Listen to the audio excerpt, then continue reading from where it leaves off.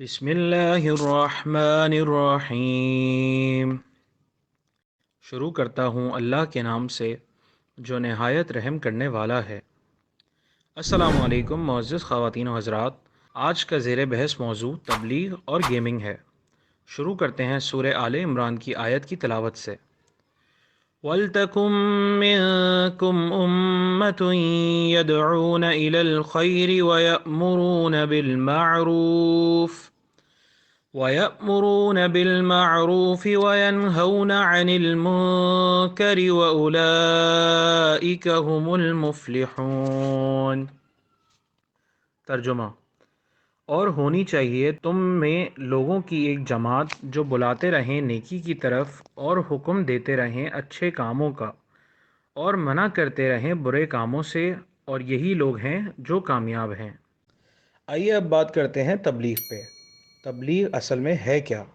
نہ تو یہ کوئی جادو ہے، نہ یہ کوئی معجزہ ہے، اور نہ ہی یہ کوئی اتفاق ہے، بلکہ تبلیغ تو ایک محنت ہے، اور یہ وہ خوبصورت محنت ہے جس میں ایک مسلمان دوسرے لوگوں کو دعوت اسلام دیتا ہے، اللہ کے احکامات کو دوسرے لوگوں تک پہنچاتا ہے، اور ہمارے پیارے نبی حضرت محمد صلی اللہ علیہ وسلم کی سنت پر عمل کر کے اور دوسروں کو بھی اس کو کرنے کی دعوت دیتا ہے۔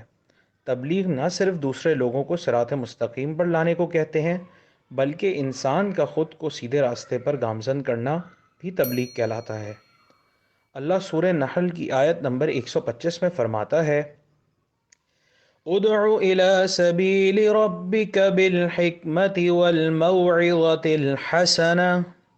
ترجمہ: بلاؤ اپنے رب کے راستے کی طرف حکمت کے ساتھ اور نیک نصیحت کے ساتھ۔ اگر ہم تبلیغ کی اہمیت اور فوائد کے بارے میں ذکر کریں تو اللہ نے قرآن میں اور رسول اللہ صلی اللہ علیہ وسلم نے احادیث میں تبلیغ کی اہمیت اور اس کے فوائد کا ذکر کیا ہے۔ اللہ تعالیٰ سورہ ذاریات میں فرماتا ہے: وَذَكِّرْ فَإِنَّ الذِّكْرَىٰ تَنفَعُ الْمُؤْمِنِينَ۔ ترجمہ: اور نصیحت کرتے رہو، بس یقیناً نصیحت نفع دیتی ہے مومنوں کو۔ رسول اللہ صلی اللہ علیہ وسلم کا ارشاد ہے: اللہ تعالیٰ اس شخص کو مقام و منزلات عطا فرمائے گا جو میری تعلیمات کو سن کر ان پر توجہ دے گا اور ان کو یاد رکھے گا اور آگے لوگوں تک پہنچائے گا جنہوں نے ان کو نہیں سنا۔ تبلیغ کے چند فوائد یہ ہیں کہ تبلیغ نہ صرف سننے والوں کو اللہ کے قریب کرتی ہے، بلکہ دعوت دینے والے شخص کو بھی اللہ تعالیٰ کے مزید قریب کر دیتی ہے۔ تبلیغ لوگوں کی اصلاح کرنے کا بہترین ذریعہ ہے۔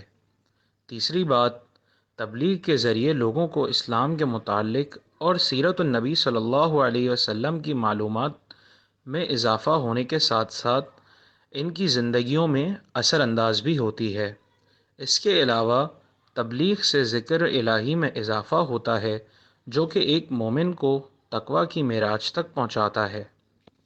آئیے اب ہم اپنے موضوع کے دوسرے رخ کی طرف چلتے ہیں جو کہ ہے گیمنگ۔ گیمنگ ہے کیا؟ کھیل کھیلنے کے عمل کو گیمنگ کہا جاتا ہے، چاہے کوئی ویڈیو گیمز ہوں یا بورڈ گیمز، کوئی بھی کھیل کھیلنے کے عمل کا نام ہے گیمنگ۔ گیمنگ نے موجودہ دور میں ہمارے معاشرے پر اہم اور نمایاں اثرات مرتب کیے ہیں۔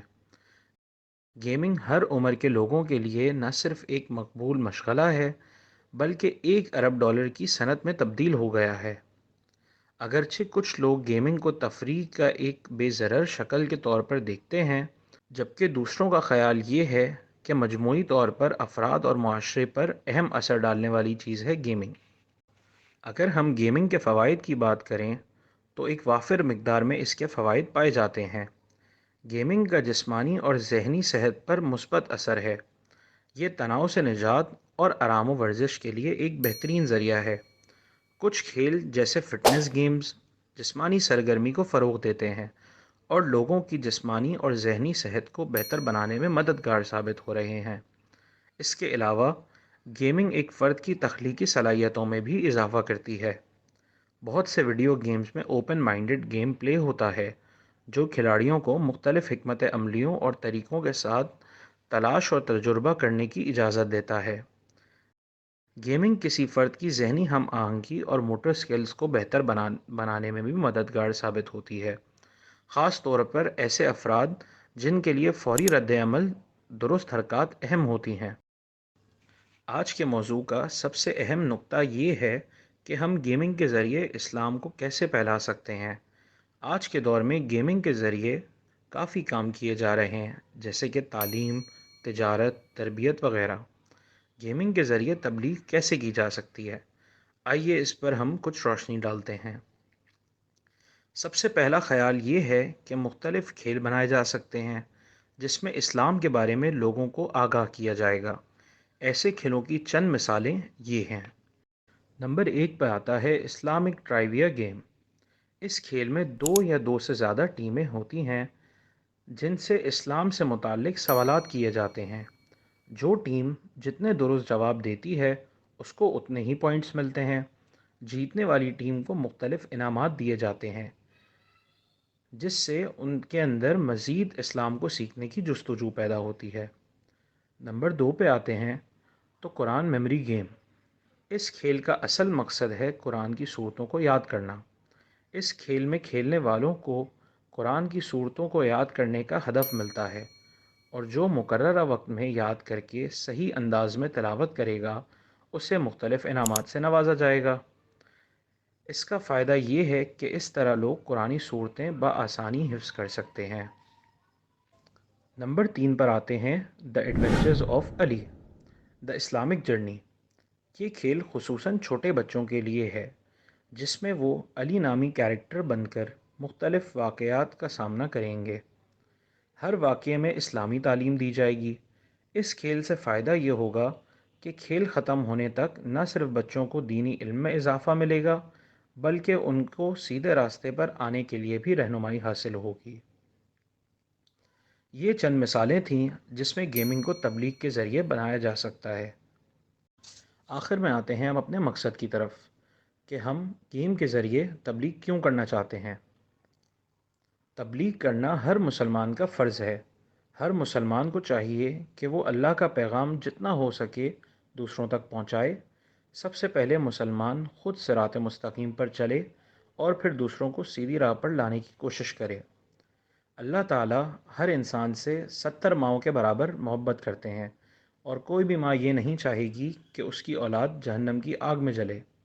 اس لیے اللہ تعالیٰ نے آپ صلی اللہ علیہ وسلم کی امت پر تبلیغ کو فرض کیا ہے تاکہ ہم خود بھی جہنم کی آگ سے بچیں اور اس کے بارے میں دوسروں کو آگاہ کر کے اس کو بھی جہنم کی آگ سے بچا سکیں۔